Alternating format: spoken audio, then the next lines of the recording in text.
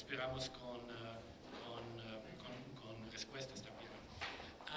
So I will go now in English, and I will, because we're here at an institute, I actually wanted to be slightly more, not much, but somewhat more technical in highlighting some of the issues that exist in the work on global inequality.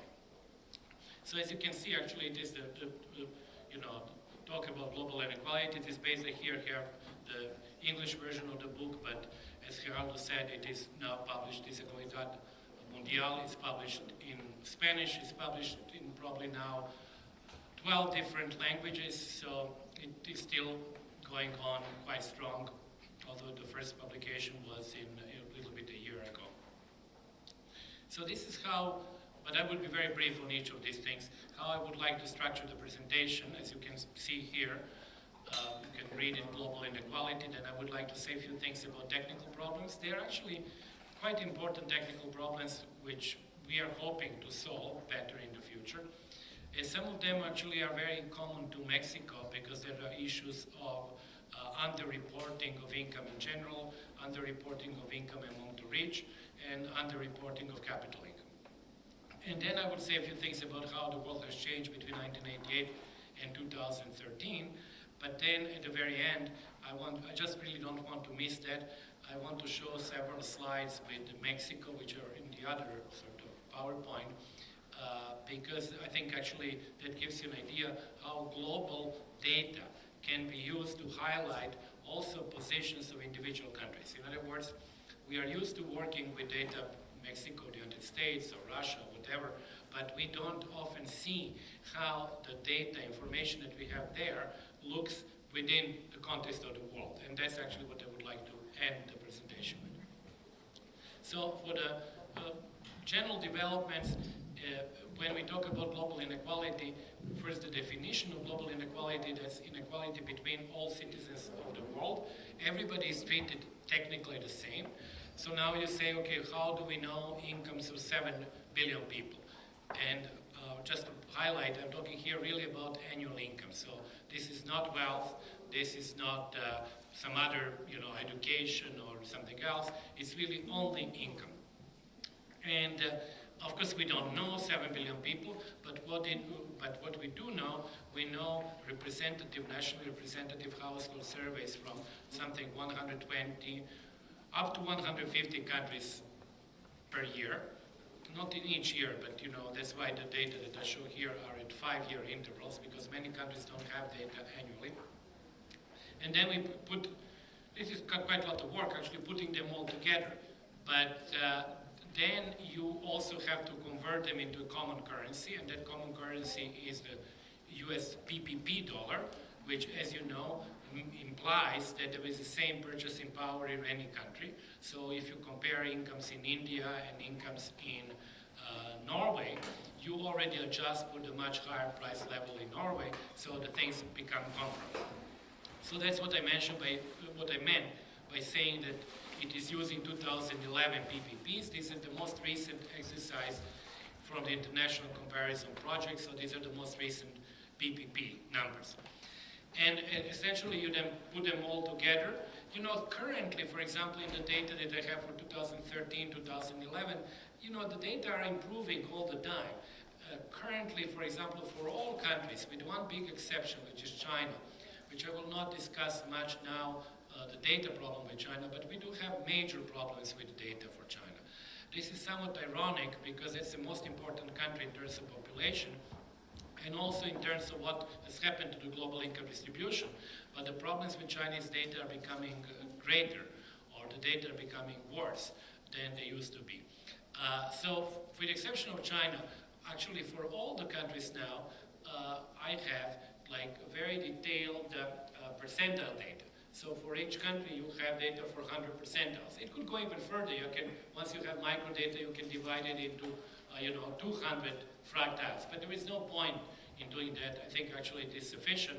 because then it means that you have 120 countries times 100 data points. So you have for each year about 12,000 data points that are representative for all these countries. And for large countries like India, China, and Indonesia, I divide them into rural and urban areas. And then you apply different PPPs for rural and urban areas. So I don't want to go into too many details, but as you can see, it becomes quite a demanding exercise. Eventually, I think we would have probably the full coverage of the world, and I think eventually we would have PPPs could be regional for countries, which I think would be really a big contribution. And I think eventually we would also have the same definitions of income, because although the countries should follow the UN standards on income, they sometimes don't. And there are many issues, like for example, how do you include imputed value from home ownership? Some countries impute that in income, some don't impute. As you know, it is included in national accounts, but it's not included sometimes in household surveys. So then the evaluation of home consumption. In many countries in Africa, but I'm sure actually in emerging countries, even like Mexico, you have people who are actually producing their own food. And that food needs to be given a value. And then the big issue becomes, how do you actually valorize? How do you impute value to that? So there are many issues of that kind. There are countries really where we have major problems with data in terms of inconsistency. And okay, I'll single out Nigeria. It's a really huge problem. There is a survey which is done relatively frequently, but every time it's done a little bit differently, different units funded, and the data are sometimes really very difficult to compare from one year to another. Having said all these problems, and I will say more of them, let me just give you an idea how global inequality has moved. As you can see here, the Gini coefficient, which is the measure of inequalities on the vertical axis, and the data here from the 19th century are from François Bourguignon and Christian Morisson, updated by me because they have not used 2011 PPPs. The paper was published in 2002, so they have used 1990 PPPs. So as you notice there, inequality has gone up, and it is really related to the Industrial Revolution, to the expansion of incomes in the Western countries, and to basically the rise of the West, and the fact that India and China and the rest of Asia stayed on the same level and actually went decline. So the rise all the way through the 19th century and until 1913, this is the last number from before the World War I there, is really driven by the rise of the West. Then you have a little bit of a sort of stop in higher increase of inequality until because of the war and the depression. Then, of course, global inequality increases again. There was a long period of 50 years of US dominance where the global inequality stays about the same. And actually, when you look at the numbers, there was not much of a difference in relative incomes between the developed world and the third world, so-called, over that period. So there was neither convergence nor divergence. It's basically the ratios were very unequal, and they remained like that. And now, what is the most recent period of the last quarter of a century is the rise of Asia. And the rise of Asia, because obviously it takes place in poor countries that are becoming less poor, moving towards the middle class, that reduces global inequality. So, it may not reduce the share of the global top 1%. That's a different issue. But, global inequality measured by the Gini or Tail index or something else takes into account all the incomes. And I don't think that even if we were to measure global top 1% better, and maybe I'll show you some of the results, the decline would not be overturned. It could be much less dramatic than on this graph, but it would not be overturned. Now, I would like also to think of this period of the second globalization, or also the new technological revolution and the rise of Asia as a sort of a mirror image of what happened in the 1800s, where you had the rise of the West, when you had deindustrialization of sort of incipient industrial powers like India, but also Egypt that started industrialization and it was then overturned. So you had the same that kind of developments. Now you have a mirror image, you have the rise of Asia, and you have deindustrialization of the West. So there is really the period that we are witnessing, living through now. It's a very interesting period because many of the things that we inherited over the last 2 centuries are now being overturned. So in that sense, I think actually historical aspect to this is very important, because otherwise we just look at what is happening today and we believe that it's all that matters. But it's actually, I think we need to take a 2-century approach to the current developments. Even migration, of which I will not speak, but is dealt in my book, is a part of the globalization, of the current globalization, because it is not fundamentally different from movement of capital, because you have in both cases factor of production that is looking for a higher return. So what also is behind that, and I will go quickly over that, is that when you take the Gini coefficient or the tail index, in this case I use the Gini, but tail actually probably is better. I have other calculations with tail because it's exactly decomposable. You decompose inequality in the world into 2 parts. One part which is due to inequalities between incomes, mean incomes of the countries. It's basically like comparing GDP per capita of all 180 countries and finding the overall inequality which exists simply from differences in GDP per capita between the countries. In this case, it's differences in mean income from household surveys. And this is what I call location, because that element of overall inequality is due to the fact that there are differences in income between the countries. You know, Mexico is poorer than the US, Guatemala is poorer than Mexico, you know, Haiti is poorer than Guatemala. All of these things add up to inequality. The second part is due to class, which I call class, which is inequality within countries. So in the first part, location, you ignore the fact that there are poor and rich people in Mexico or the US or Haiti or anywhere. You just assign to everybody the same income, implicitly. But in the second part, you allow for inequalities within nations, and then you add up that part, and that's the gray part. So what you notice there is that in the 19th century, the 2 parts were about equally important. Then the rise of the West and really much higher incomes in the West compared to the rest of the world, and also a large increase in population in the Western countries, made location or the between component much larger. And it's still the case now. But let me just also to mention that that location component has at least 2 political implications. The first one is an obvious one, is migration.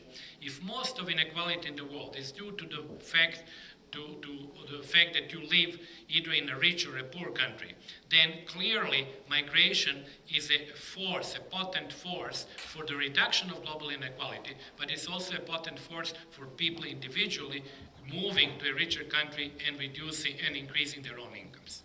So a large location component simply means large pressures to migrate and thereby get higher income and also reduce global poverty, global inequality.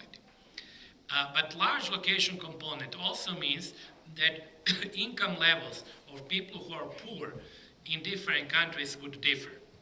So the large location component essentially means that the world is, if I can put it like that, is not Marxist. In other words, a Marxist world would be a world where the class component would be dominant because the cleavages within nations would be the dominant feature.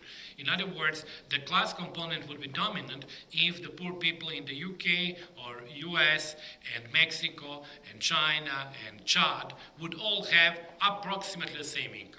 But that's not at all the case. Poor people in rich countries have income which is many times higher than the income of poor people in poor countries. So, this was the second political implication of the location component. Now, in the future, location, and currently even, location component is being shrunk, reduced, by growth of big countries like China and India. Because convergence is not happening between Africa and the rich world, but it's happening in a big way between Asia and the rich world. And this is what is shrinking the location component, and it's also shrinking the global inequality. And that happens despite the fact that the gray part, or the class component, is rising because inequality is going up in China, or India, or US, and many other countries. So, this is the world of the future. If we forecast the continued high growth rates of Asia, might look a little bit like the world of the past. So we might go to a further shrinking of location component and further increase in the class component, where the cleavage within each nation state would become important. We don't know whether we would get there, and the big unknown is not only what will happen to growth rates of large countries in Asia versus rich world, but also what happens to Africa. Because Africa, in whatever I say, even if you read my book, does not really play that much of a role over the last 2 centuries. Because population-wise, Africa was not that important. But Africa is now by far the continent that is increasing, by far the continent with the highest increase in population. So gradually Africa will start, and it's already starting to play a major role. An absence of convergence in Africa could lead to the situation that we have location component not shrinking as it is in the slide, but actually remaining the same or maybe increasing. So Africa is really, I would say, in the future 20 or 50 years, if I can call it like that, the battleground of struggle against both global inequality and poverty. Similar to what Asia was in 1950s, 1960s, 70s and onwards. I would just say that I'm older, I remember that, but many people believed that Asia would never develop because it was so populous. Gunnar Myrdal wrote a book, The Asian Drama, which basically argued that population growth was holding Asia from developing. The reality, as we know, was different. So, for Africa, I don't think we need to be totally pessimistic either. We don't know which way the situation would move, but I think we have to be maybe somewhat optimistic, because we already see countries like Ethiopia, for example, having some of the highest growth rates in the world for almost 10 years. So things are changing there as well. Then I would just, I think I would now have to skip lots of PowerPoint, lots of these slides, because they're repeating some of the things that I've already said, that what, determines and how we should think about, global inequality. As you can see here, what happens to within country, what happens to in the medium term in global inequality is determined by what happens to within country inequalities, what happens with convergence versus divergence, which I remind you, when you do convergence versus divergence, you don't use weights. So each country counts as one. And then the third element, which is the most important, what happens to the mean incomes of the large populous countries, because they are really the ones that really determine mostly in the medium term what happens to global inequality. As I said before, Africa will start playing that role in the future, but currently we basically have the US, China, and India determining about 50% of what happens to global inequality. So I would then have to skip many of these other things because we don't have the time, but I want to show you this slide because there will be another one that I want to show later for Mexico in the last part of the discussion, to show you how you can use the data from household surveys to actually tease out and to find some relationships where we don't talk anymore about countries as a mean versus the mean, but we talk really about the entire distributions, and we talk about different percentiles, different points of the distribution of each individual country. So what a slide like this shows is that if you look at the horizontal axis and you ask somebody, okay, let's suppose your income is such and such, and let's suppose that that income puts you in the middle, let's suppose at the median of the US income inequality, where is it going to put you globally? Now, if I ask you this question, most of us would guess rightly that it has to put that person above the median in the world, because the US is a rich country, so even the person with the median income in the US has to have an income which is more than the median in the world. And as you can see here, it's not only more than the median, but it's significantly more. We are talking about that person being at the, I think, 92nd percentile in the world. So, in other words, what you also see there, even the very poorest people in rich countries are relatively rich when you compare their incomes with the rest of the world. And as you can see here, the second or third percentile of the United States is above the median in the world, and then by definition, every next percentile is higher and higher. And the very top, you have 12% of Americans who are part of the global top 1%. That number is the highest for the US. Rich European countries have something between 5 and 8% of their population in the global top 1%. Mexico has 1%. Brazil has 1%. South Africa has 1%. Russia has 1%. China, because of the problem with data, I think probably doesn't have 1% yet. But remember, 1% for China is 30 million people. So if one were to break China into smaller units, and actually do it for urban China, then you can have 1 or even 2% of the urban Chinese in that global top 1%.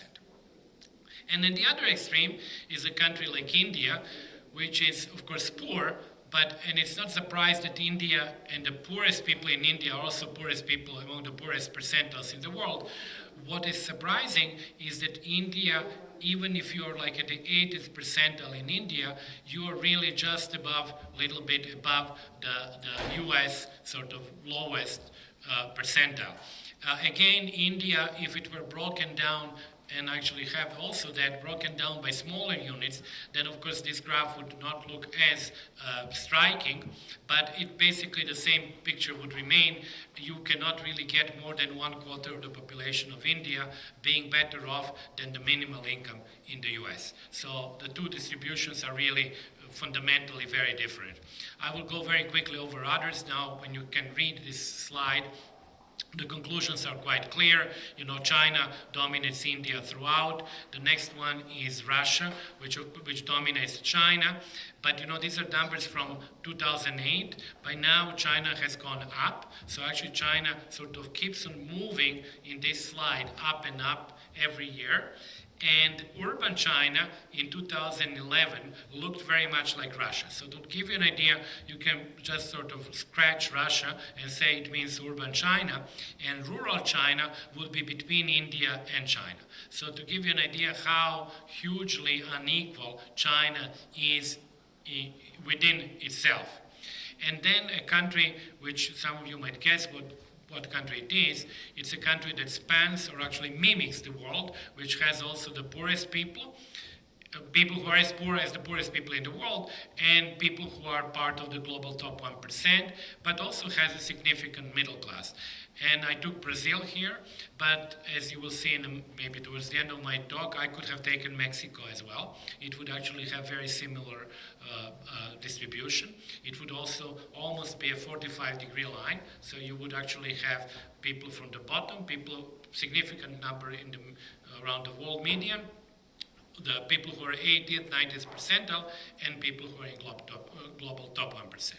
And actually, this is the graph which is with more recent numbers, which shows India actually a little bit better than in the previous slide. I just introduced it because of India, but unfortunately in 2011, our data for China are not microdata. So actually, I cannot show you the slide for 2011 with China, simply because we don't have the microdata for China. And then, of course, another implication and another thing that you can actually do with slides like this and with such kind of a graph is that you can actually very easily see enormous differences in income between the rich countries and the poor. If you look at the Netherlands and countries in Africa, you absolutely don't have any overlap. In other words, the distribution of an African country like Madagascar goes on from this point to that point. And even the highest percentile in Madagascar is poorer than the lowest percentile in the Netherlands. So, there is, of course, many implications of that, including many times when people talk against foreign aid, and they say it is regressive.